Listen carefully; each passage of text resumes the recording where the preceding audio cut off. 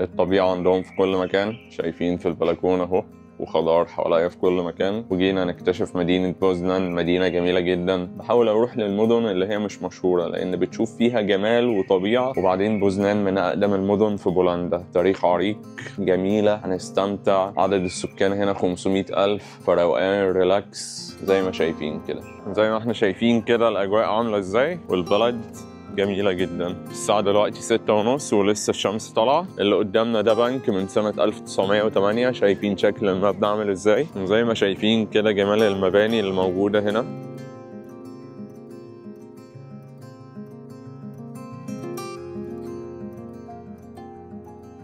واحد من أجمل الميادين الموجودة هنا في بولندا وفي أوروبا. الميدان ده اتبنى في القرن ال13، فأنتم متخيلين كده. أنا بتمشى في وسط التاريخ دلوقتي، والمدينة زي ما أنتم شايفين كده مليانة سياح. أولد ماركت سكوير في بوزنان، تحفة معمارية في وسط المدينة القديمة. المكان ده عبارة عن ميدان تاريخي محاط بمباني ملونة حرفيا تخطف العينين، وأشكالها كأنها طالعة من كتاب قصص قديمة. الشارع هنا مرصوف بالحجر، والحواري اللي طالعة منه كلها بترجعك كذا قرن لورا، كأنك في فيلم تاريخي. كافيهات ومحلات قديمة، كل حاجة ليها روح وطابع خاص. اولد ماركت سكوير مش بس ميدان، دي حكاية متشالة في قلب المدينة.